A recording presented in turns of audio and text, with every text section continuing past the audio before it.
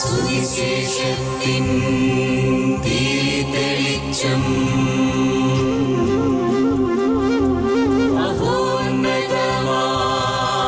ആത്മാർപ്പണം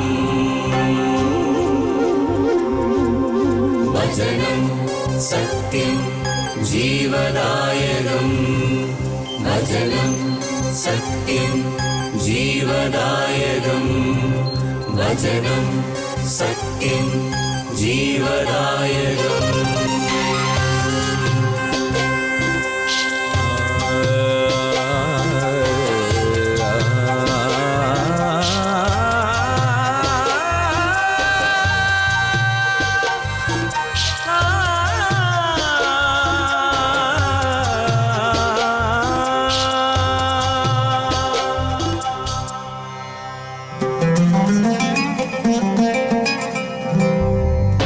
അധ്വാനിപ്പവർത്തൻ സിരകളിലൊഴുകും ജീവൻ പകരും ദിവ്യഭോജനം.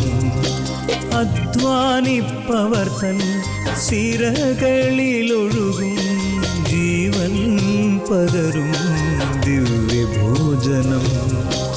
അതിരുകൾ ഭേദിക്കും സ്നേഹത്തിൻ രശ്മികൾ ഞങ്ങളെ ഉണർത്തുന്ന പുതിയ പ്രഭാതം.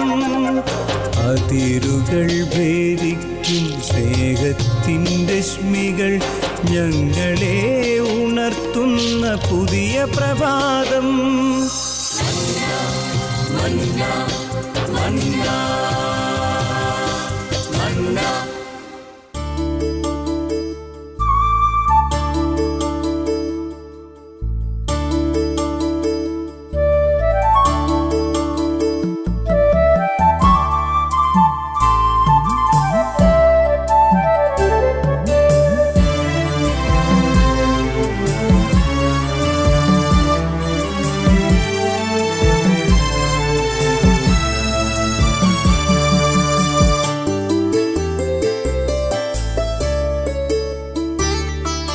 ഇതാ നല്ലിടയൻ, ഇതാ പൊൻകരങ്ങൾ, കാൽവരിക്കുന്നിലൻ ജീവൻ തിരിച്ചേകാനാണികളേറ്റ കൈകൾ, ക്രൂശുപേറിയ പൊൻകരങ്ങൾ, എന്റെ പാപം ചുമന്ന കൈകൾ, കാൽവരിക്കുന്നിലൻ ജീവൻ തിരിച്ചേകാനാണികളേറ്റ കൈകൾ, എന്റെ പാപം ചുമന്ന കൈകൾ.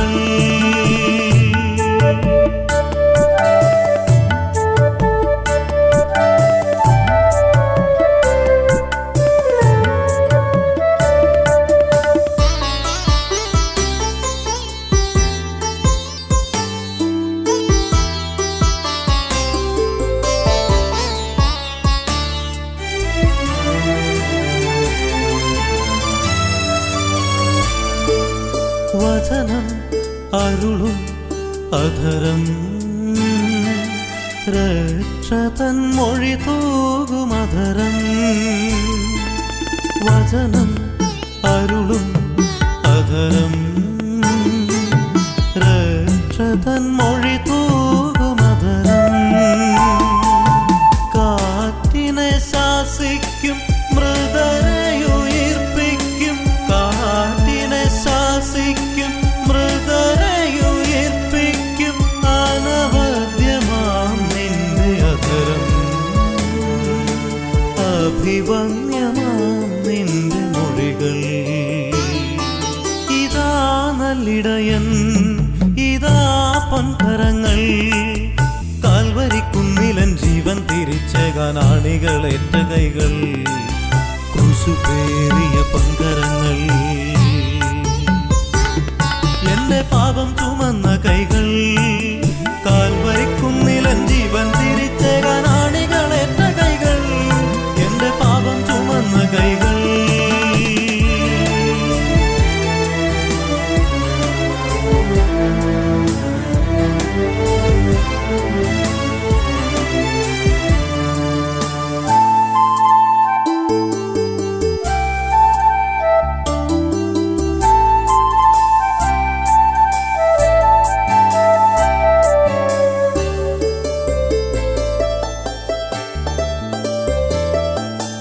രക്തം ഒഴുകും ഹൃദയം, സ്നേഹത്തിൻ നിറവാർന്ന ഹൃദയം.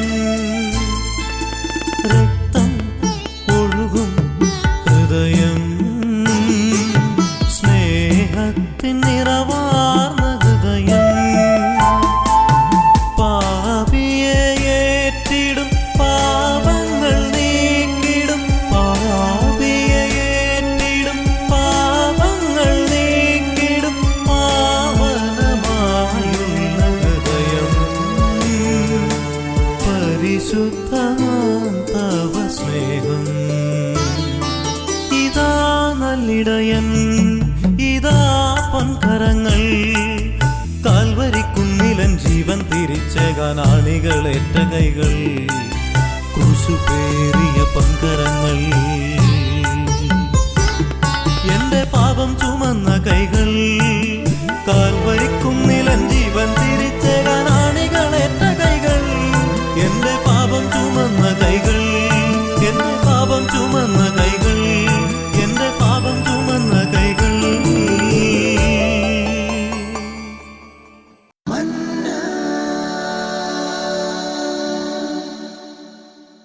ഈശോ മിശിഹായ്ക്ക് സ്തുതിയായിരിക്കട്ടെ. പ്രിയപ്പെട്ടവരെ, ഉൽപ്പത്തി പുസ്തകം 3:14, ഞാൻ തന്നെ.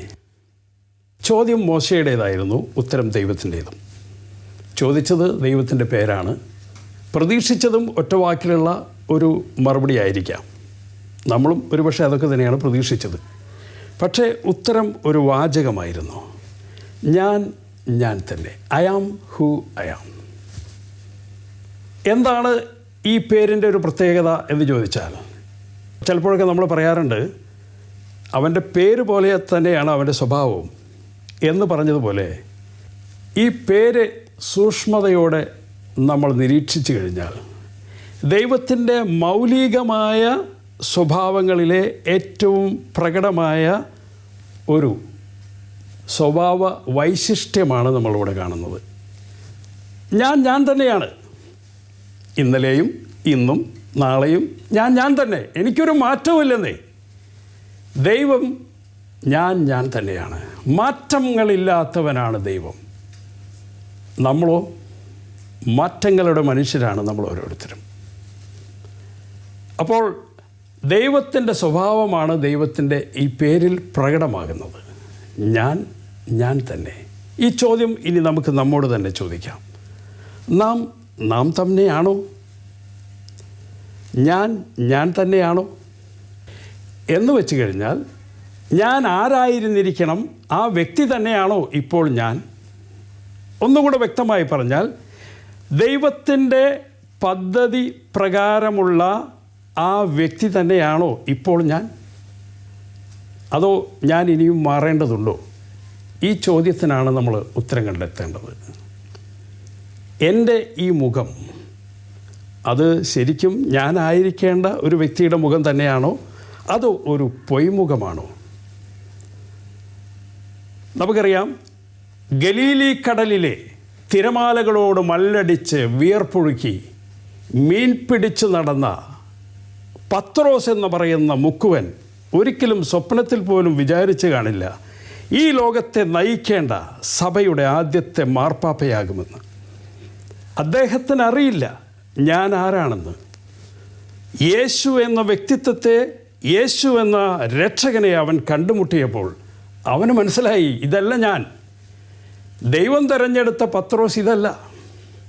അദ്ദേഹത്തിന് മാറ്റങ്ങൾ വരികയാണ്. അദ്ദേഹം ആയിരിക്കേണ്ടവനായി മാറുകയാണ്. ഈ മാറ്റം എൻ്റെ ജീവിതത്തിൽ സംഭവിച്ചിട്ടുണ്ടോ? ഇനി ഒന്നുകൂടെ ആ ചോദ്യം ചോദിക്കാം, ഞാൻ തന്നെയാണോ? ദൈവം പറഞ്ഞു ഞാൻ തന്നെയാണ്, മാറ്റമില്ലാത്തവനാണ്. ദൈവത്തിൻ്റെ പദ്ധതി അനുസരിച്ച് ജെറമിയ 29:11, എനിക്ക് നിങ്ങളെക്കുറിച്ചുള്ളൊരു പദ്ധതിയുണ്ട്. നമ്മൾ ജീവിക്കേണ്ടത് നമുക്ക് നമ്മളെക്കുറിച്ചുള്ള പദ്ധതി അനുസരിച്ചല്ല. എന്നെക്കുറിച്ച് ദൈവം എന്ത് പറഞ്ഞിട്ടുണ്ടോ ആ പദ്ധതി പ്രകാരം ജീവിക്കേണ്ടവരാണ് നമ്മൾ ഓരോരുത്തരും. അങ്ങനെയെങ്കിൽ അങ്ങനെയുള്ള ഒരു ഞാനായി ഞാൻ മാറിയിട്ടുണ്ടോ ഇതിനകം? ബൈബിളിലെ വളരെ രസകരമായ ഒരു കഥാപാത്രമാണ് ഗിദെയോൻ.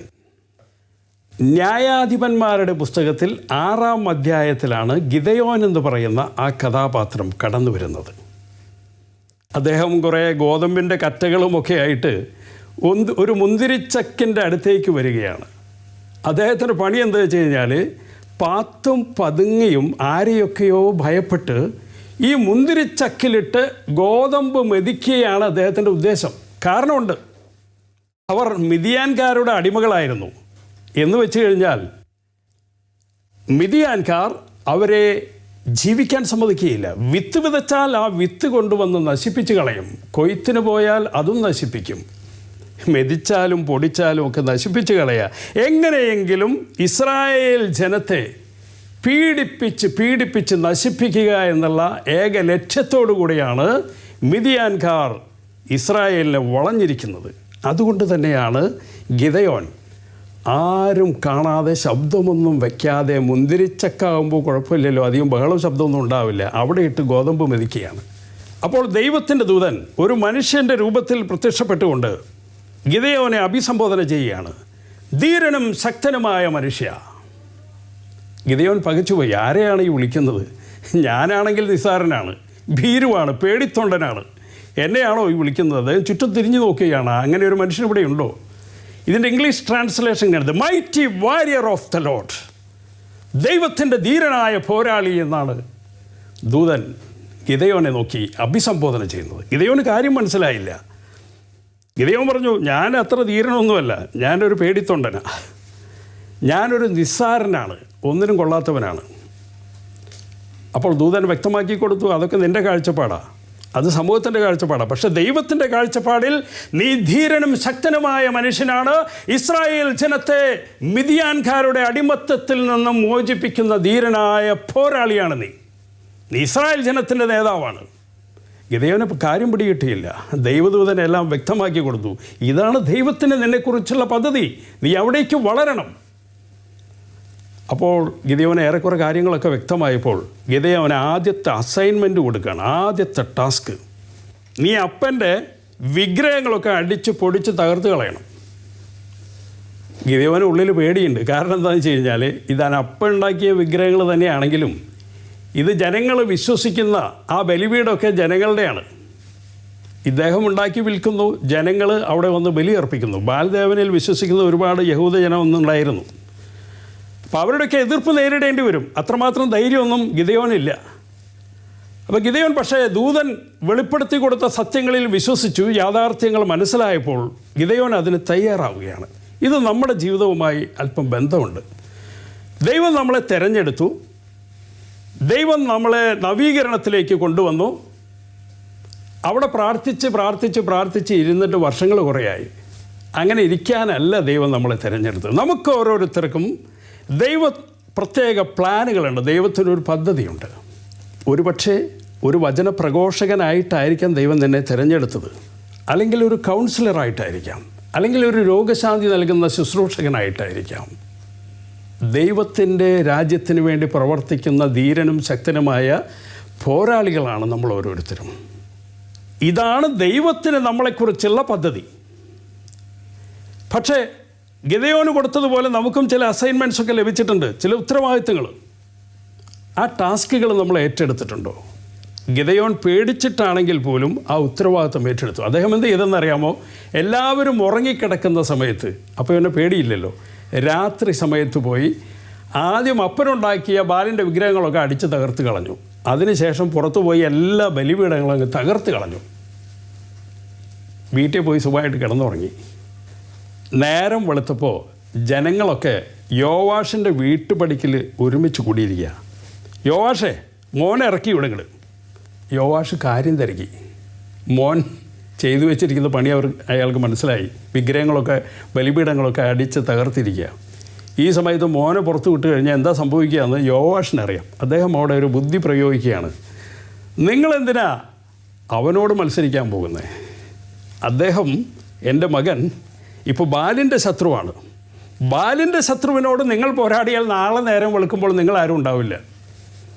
അതിലും നല്ലത് അവനെ ബാലിന് വിട്ടുകൊടുക്കുക. ബാല് ശക്തനാണല്ലോ, ബാല് നേരിട്ട് കൈകാര്യം ചെയ്യട്ടെ. അങ്ങനെ ഗിദെയോൻ്റെ പേര് തന്നെ മാറുകയാണ് ജെറുബാൽ. ബാലിനോട് മത്സരിച്ചവൻ, ബാൽ നേരിട്ടവൻ, ബാൽ യുദ്ധം ചെയ്തവൻ, ബാലിൻ്റെ ശത്രു. അങ്ങനെ ബാലിൻ്റെ ശത്രുവായി മാറുകയാണ് ഗിദെയോൻ. പക്ഷേ ആ സംഭവത്തോടെ ഗിദെയോൻ്റെ ജീവിതത്തിൽ ഒരു വലിയ മാറ്റം സംഭവിച്ചു. എന്താണെന്നറിയാമോ? ഗിദെയോൻ ധൈര്യശാലിയായി മാറി. പിന്നീട് അങ്ങോട്ട് കാണുന്ന ചരിത്രം, മിദിയാൻകാരെ മുഴുവൻ തോൽപ്പിച്ച് ഇസ്രായേൽ ജനത്തെ മിദിയാൻകാരുടെ അടിമത്തത്തിൽ നിന്ന് മോചിപ്പിക്കുന്ന ഒരു ധൈര്യശാലിയായ നേതാവായി ഗിദെയോൻ മാറുകയാണ്. നോക്കൂ, ഒരു ഭീരുവായ അല്ലെങ്കിൽ ഒരു നിസ്സാരനെന്ന് സ്വയം പറഞ്ഞ, സമൂഹം മുഴുവൻ ഒന്നിനും കൊള്ളാത്തവനെന്ന് പറഞ്ഞു വരത്തിയ ഗിദെയോൻ എന്ന് പറയുന്ന ആ പേടിത്തൊണ്ടൻ ഇസ്രായേലിൻ്റെ ധീരനായ പോരാളിയായിട്ടാണ് ദൈവം അവനെ അഭിഷേകം ചെയ്തിരിക്കുന്നത്. എന്നെ കേൾക്കുന്ന എൻ്റെ പ്രിയപ്പെട്ട സഹോദര സഹോദരി, ഇവിടെ ഇരിക്കുന്ന നമ്മളുടെ മുഖം, ഇത് നമ്മളുടെ മുഖം തന്നെയാണോ? ഇത് ഞാൻ തന്നെയാണോ? സ്വയം അന്വേഷിക്കുക. ഇത് തന്നെയാണോ ദൈവം നിന്നിൽ നിന്നും പ്രതീക്ഷിക്കുന്നത്? നീ ഇപ്പോൾ ആയിരിക്കുന്ന അവസ്ഥയിൽ നിന്നും മാറേണ്ടേ? പ്രിയപ്പെട്ടവരെ, മഗ്ദലന മറിയത്തെ ഇസ്രായേൽ ജനം വിളിച്ചത് കുപ്രസിദ്ധയായ വ്യഭിചാരിണിയായിട്ടാണ്. പക്ഷേ ദൈവം കണ്ടത് മഗ്ദലന മറിയം എന്ന വിശുദ്ധയെയാണ്. ആ വിശുദ്ധ എന്ന ആ ദൈവിക പദ്ധതിയിലേക്കുള്ള മാറ്റമാണ് മഗ്ദലന മറിയത്തിൻ്റെ ജീവിതത്തിൽ സംഭവിച്ചത്. യേശുവിനെ കണ്ടുമുട്ടിയ ഈ കുപ്രസിദ്ധയായ വ്യഭിചാരിണി വിശുദ്ധയായി മാറുകയാണ്. കാരണം അവൾ മനസ്സിലാക്കി, ഞാൻ ഇങ്ങനെയല്ല ആകേണ്ടത്, ഞാൻ ഇങ്ങനെയാണ് ആയിരിക്കേണ്ടത്. പ്രിയപ്പെട്ടവരെ, ഇതാണ് നമ്മുടെ ജീവിതത്തിൽ വരേണ്ട മാറ്റം. ഇസ്രായേൽ ജനത്തിൻ്റെ ചരിത്രത്തിൽ വളരെ രസകരമായൊരു സംഭവമുണ്ട്. ജോഷുവയുടെ നേതൃത്വത്തിൽ ഇസ്രായേൽ ജനം തേനും പാലും ഒഴുകുന്ന കാനാൻ ദേശത്ത് എത്തിച്ചേരുകയാണ്. കാനാൻ ദേശത്ത് എത്തിയപ്പോൾ ജോഷുവ ഗോത്രങ്ങളെയൊക്കെ വിളിച്ച് അവർക്ക് രാജ്യം വിഭജിച്ചു കൊടുക്കുന്നു. അങ്ങനെ രാജ്യമെല്ലാം വിഭജിച്ചു കൊടുത്ത് ജോഷുവ പറഞ്ഞു, ഇതാണ് പ്രിയപ്പെട്ടവരെ ദൈവം നിങ്ങൾക്ക് നൽകിയ, നിങ്ങളുടെ പിതാക്കന്മാരോട് വാഗ്ദാനം ചെയ്ത തേനും പാലും ഒഴുകുന്ന ദേശം, കാനാൻ ദേശം. ഈ ദേശത്ത് നിങ്ങൾ ഇനി കൃഷി ചെയ്യണം, പൂന്തോട്ടങ്ങൾ ഉണ്ടാക്കണം, ഉദ്യാനങ്ങൾ ഉണ്ടാക്കണം, കൃഷി ചെയ്ത് മുന്തിരിത്തോപ്പുകളും ഒലിവ് ചെടികളും നട്ട് വളർത്തണം. അങ്ങനെ നിങ്ങൾ വീട് വെക്കണം. ഒത്തിരി കാര്യങ്ങൾ അവർക്ക് ഉപദേശിച്ചിട്ട് ജോഷുവ പറഞ്ഞു, ഞാൻ വൃദ്ധനായി, ഞാൻ വിശ്രമിക്കാൻ പോകുന്നു എന്ന് പറഞ്ഞ് ജോഷുവ വിശ്രമിക്കാനായി പോകുന്നു. അപ്പോൾ ജോഷുവയുടെ മനസ്സിൽ ഒത്തിരി സ്വപ്നങ്ങളുണ്ടായിരുന്നു. ഈ തേനും പാലും ഒഴുകുന്ന കാനാൻ ദേശം ഇസ്രായേൽ ജനം ഫലഭൂയിഷ്ടമായിട്ടുള്ളൊരു കൃഷിഭൂമിയാക്കുമെന്നുള്ളൊരു സ്വപ്നം അദ്ദേഹത്തിനുണ്ടായിരുന്നു. അദ്ദേഹം കുറേ നാളുകൾ കഴിഞ്ഞ് വളരെ പ്രതീക്ഷയോടെ ഈ കാനാൻ ദേശത്തിൻ്റെ ഫലഭൂയിഷ്ടമായിട്ടുള്ള കൃഷിയിടം കാണാൻ വേണ്ടി വരുമ്പോൾ അദ്ദേഹം ഞെട്ടിപ്പോകുകയാണ്. കാരണം കാടും മൊന്തയും പിടിച്ചു കിടക്കുകയാണ്. കാടും മൊന്തയും പിടിച്ചു കിടക്കുന്ന തേനും പാലും ഒഴുകുന്ന കാനാൻ ദേശം. അദ്ദേഹത്തിന് ശരിക്കും അരിശം വന്നു. അദ്ദേഹം വിളിച്ച് ചോദിക്കുന്നുണ്ട്, ഇസ്രായേൽ ജനമേ, നിങ്ങളുടെ പിതാക്കന്മാരുടെ ദൈവമായ കർത്താവ് നിങ്ങൾക്ക് തന്ന ഈ ദേശം കൈവശപ്പെടുത്താതെ എത്ര നാൾ നിങ്ങൾ അലസരായി കഴിയും? How long will you neglect to possess the land which Yahweh, the Lord of your ancestors has given you? എത്ര നാൾ നിങ്ങൾ അലസരായിരിക്കും? എന്താണ് അവർക്ക് സംഭവിച്ചത്? അവരുടെ ജീവിതത്തിൽ രാവിലെ എഴുന്നേറ്റാൽ ബ്രേക്ക്ഫാസ്റ്റായിട്ട് മന്നയുണ്ട്, ഉച്ചയാകുമ്പോഴേക്കും കാട ഫ്രൈ, സപ്പറായിട്ട് വീണ്ടും കാട ഫ്രൈയും പിന്നെ മന്നയൊക്കെ കൂട്ടിച്ചേർത്തുള്ള ഭക്ഷണം, ധാരാളം ശുദ്ധജലം, പിന്നെ വല്ലവരും പണിയെടുക്കാൻ പോകുമോ? ഏതാണ്ട് നമ്മുടെ അവസ്ഥ ഇതാണ്. നമ്മൾ നവീകരണത്തിൽ വന്നു, മാമോദീസായിലൂടെ തേനും പാലും ഒഴുകുന്ന ഒരു പുതിയ ദേശത്തേക്ക് ദൈവം നമ്മളെ ആനയിച്ചു.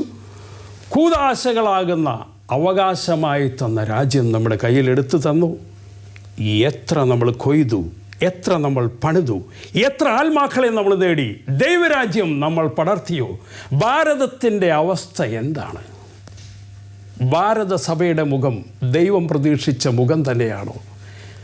ജോഷുവ ആയിരക്കണക്കിന് വർഷങ്ങൾക്ക് മുമ്പ് ഇസ്രായേൽ ജനത്തോട് ചോദിച്ച ചോദ്യം ഇന്ന് ഭാരതസഭയിലെ മക്കളായ നമ്മളോട് ഓരോരുത്തരോടും കർത്താവ് ചോദിക്കുന്നുണ്ട്. തേനും പാലും ഒഴുകുന്ന ഈ ദേശത്തേക്ക് നിങ്ങളെ ആനയിച്ചിട്ട് നിങ്ങളിവിടെ കർത്താവിൻ്റെ രാജ്യം നട്ടുപിടിപ്പിച്ചോ? അതോ നമ്മൾ അലസരായിരുന്നു? നമ്മൾക്ക് നേരാനേരത്തിന് ബ്രേക്ക്ഫാസ്റ്റ് ഉണ്ട്, മന്നയുണ്ട്, കാടപ്പക്ഷിയുണ്ട്, എല്ലാ സുഖസൗകര്യങ്ങളും ലഭിച്ചപ്പോൾ ദൈവം നമുക്ക് തന്ന ഈ ദേശത്തിൻ്റെ അവസ്ഥ ഇപ്പോൾ എന്തോ ആണ്? ദൈവരാജ്യം അവിടെ സൃഷ്ടിക്കാൻ നമുക്ക് സാധിച്ചിട്ടുണ്ടോ എന്ന് പ്രിയപ്പെട്ടവരെ നമുക്ക് ഒന്ന് അവലോകനം ചെയ്യാം. ചോദ്യം ഇതാണ്. ദൈവം പറഞ്ഞു, ഞാൻ തന്നെയാണ്. ആ ചോദ്യം നമ്മളോട് ഓരോരുത്തരുമുണ്ട്. ഞാൻ തന്നെയാണോ? എന്നെ ഏൽപ്പിച്ച ഭാരതസഭ ഇങ്ങനെ തന്നെയാണോ ദൈവം പ്രതീക്ഷിച്ചത്? സഭയെ കുറ്റപ്പെടുത്താനല്ല, നമ്മൾ ഓരോരുത്തരുമാണ് സഭയിലെ അംഗങ്ങൾ. നമ്മളാണ് തിരുസഭയാകുന്ന ഈ പൂന്തോട്ടത്തെ വളർത്തിയെടുക്കേണ്ടത്. പ്രിയപ്പെട്ടവരെ, നമുക്കിന്ന് ചിന്തിക്കാം. ദൈവത്തോട് ചേർന്ന്, ദൈവാത്മാവിനോട് ചേർന്ന് ഈ ചോദ്യം നമുക്ക് ചോദിക്കാം. നാം ഇങ്ങനെയാണോ ആകേണ്ടത്? ആയിരിക്കേണ്ടിടത്തേക്ക് നമ്മൾ ഇനിയും മാറേണ്ടതുണ്ടോ? മാറ്റമില്ലാത്തവനായി ദൈവം നമ്മളെ വിളിച്ചുവെങ്കിൽ ഇതാ മാറ്റങ്ങൾക്ക് വിധേയമായി നമ്മളായിരിക്കേണ്ടിടത്തേക്ക് നമുക്ക് മാറാം. എല്ലാവരെയും ഈശോ അനുഗ്രഹിക്കട്ടെ. ഈശോ മിശിഹായ്ക്ക് സ്തുതിയായിരിക്കട്ടെ. Praise the Lord. കുരിശ് രക്ഷയുടെ അടയാളമാണ്. സ്നേഹത്തിൻ്റെയും പങ്കുവെക്കലിൻ്റെയും മഹത്തായ അനുഭവം. ആ വലിയ രക്ഷയുടെ സാന്നിധ്യം നമ്മുടെ ജീവിതത്തെ സമ്പൂർണ്ണമാക്കട്ടെ. ഏവർക്കും ക്രിസ്തു സ്നേഹവും സമാധാനവും നേരുന്നു. പ്രാർത്ഥനയിൽ നമുക്ക് പരസ്പരം ഓർമ്മിക്കാം. നിങ്ങളുടെ അഭിപ്രായങ്ങളും നിർദ്ദേശങ്ങളും ഞങ്ങളെ അറിയിക്കാൻ മറക്കരുത്. eldroyvision.uae@gmail.com. ഞങ്ങളെ ഉണർത്തുന്ന പുതിയ പ്രഭാതം, അതിരുകൾ ഭേദിക്കും സ്നേഹത്തിൻ്റെ രശ്മികൾ. ഞങ്ങളെ ഉണർത്തുന്ന പുതിയ പ്രഭാതം. മന്ന